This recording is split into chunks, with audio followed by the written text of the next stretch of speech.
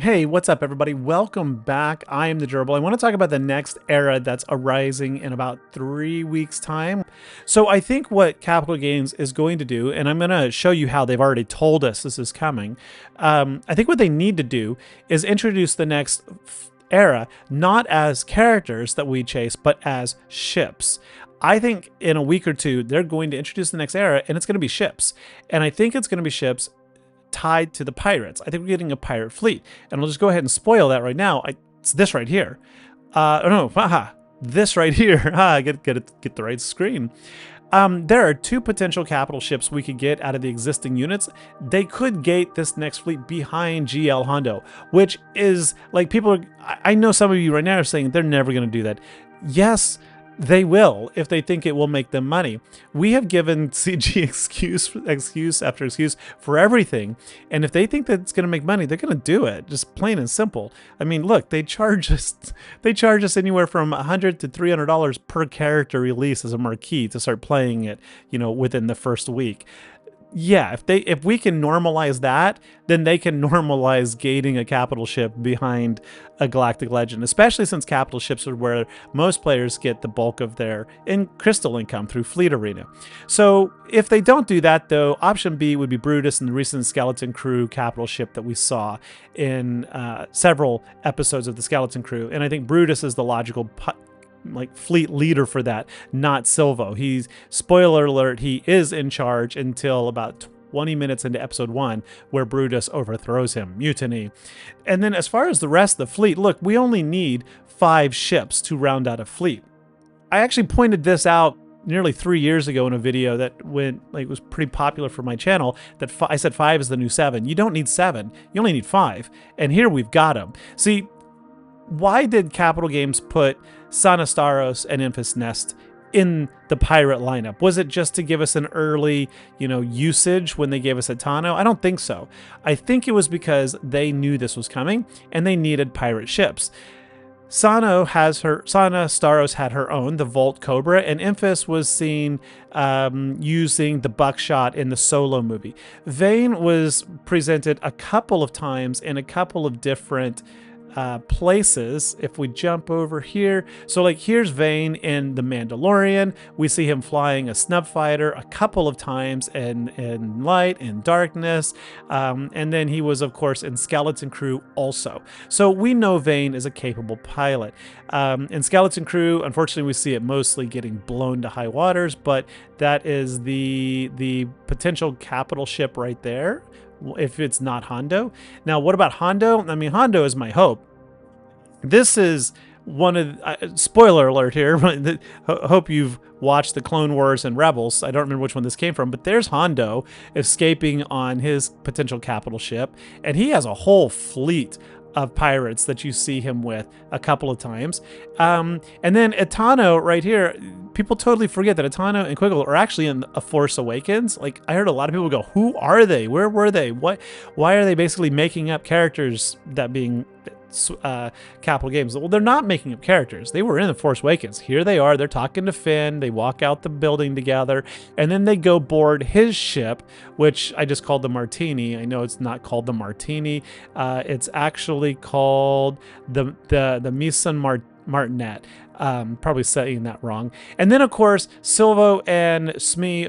Smee is a call out to Smee, Captain Hook's first officer in Peter Pan, another Disney franchise.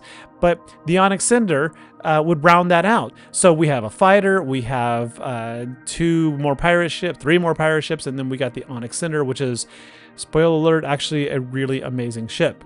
So what would be really, really cool, though unlikely, because there is some little synergy actually, or little shout outs between Dooku and Hondo, is if they also brought us Dooku's Solar Sailor and make that like a Separatist lifter, but also a pirate ship. This is just kind of a filler for people who aren't able to get everything up and running, but could still get some immediate benefit. Like, that would be really, really, really awesome. So now, where's that writing that I mentioned? The writing is on the wall, I said. What on earth am I talking about? Well, in each of the marquee characters, when they introduced them in the game, and I do mean each of them, there was a direct reference to the word crew. And what's notable is that in the game, any pilot is not referred to as a pirate, they are referred to as a crew member. So these are all of our pilots or admirals in the game. They are crew members. So Capital Games, being as they should be meticulous with their wording, should be aware of this, that they mention crew or a ship attribute or even a ship name in every single one of these intros. And unfortunately, I didn't get screenshots of all of them, but this is Vane's saying when paired with a crew of pirates. Over here, we have Guigold. Guigold, they don't say crew, but they said a skilled ship's gunner. They are literally saying he is a crew member right there. He operates the gun on a ship. Then we have, the only other one I screenshotted was Vane. No, not Vane. At the top here, Brutus says a valuable addition to any pirate crew. So that was in-game. But it goes deeper than this. If we go look at the EA forum postings where they do their kit reveals, here's Silva. It says commands a cunning crew, and then Vane again has nope, it was just in the end game, I think, on Vane's. But then Brutus, they mention being skeleton crew. Yes, that's the title of the show, but it is still a way to throw that word crew in there. Guigold, once again, we got reference to him being a crew mate. This is actually Kix, and Kix is quite literally a crewmate of Captain Ithano's pirate crew. Then we have Ithano himself. Crew, there he is. Where can I learn more about him and his crew? More of the crew and his ship right there, with a reference to Count Dooku. Look at that, right? Ithano's featured in the story The Crimson Corsair. Corsair is also the name of a ship, and the lost treasure of Count Dooku. So we have interactions with Dooku and ships and the name of a ship. And I first stumbled on this thought back when Conquest character Smee was introduced, and that was because he had multiple references to ships in his in-game announcement, and he has the unique ability titled First Mate of the Onyx Cinder. That's a ship, right? We have ships named in their kits. We have the word crew appearing over and over again. We have references to other ships being named in introductions like Ithano, right? So it's highly, highly probable, and it makes perfect sense to do this. It has a tangential benefit for the entire community, whether you want this or not. First off, it breaks the staleness of the fleet meta. It allows people to do something different for the first time in 2 years in a video game. And think about how astonishing that is. The second thing it does for us, and this one is even more important, is right now, every 2 weeks, a new character comes out. And if you're chasing a character, a GL or something, then you are perpetually gearing these things up. Like, I want so much to gear up other characters, but I cannot because I have to gear this up instead, right?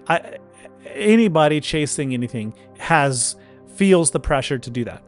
But if they shift it to an era of not characters, but an era of ships, then as we're gearing these up, it gives us time to catch up on the pirate crew. And if you don't care about that, and you're comfortable and fine staying where you are with whatever fleet you have, then it gives you an opportunity to go look at either other Order 66 teams. Maybe you want to go back to your Jedi Vanguard, or maybe you want to go chase a personal favorite like a Jawa squad or an Old Republic squad, right? It gives you an entire era to catch up on something you want to do rather than something you feel forced to do with regard to characters. So yeah, I sincerely think that if this isn't the next era, it will be imminently following. So if you completely ignored your characters in the pirate faction and you want to stay relevant in the next ships, this is where I would go, folks. Other than that, beyond this evidence, your guess is as good as mine as to what's coming. So I guess we'll all be pleasantly surprised, or maybe I'll be going, I told you so, in a week and a half, which is what I'm hoping to do. Otherwise, folks, thank you for watching. I do appreciate it. Please smash that like and subscribe.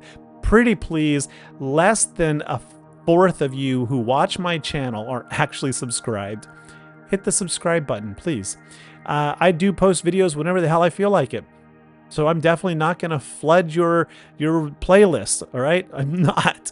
It's like one of those rare things like, oh, look, Gerbil posted. So can't hurt. Anyway, thanks for watching. I'll catch you later. Bye-bye.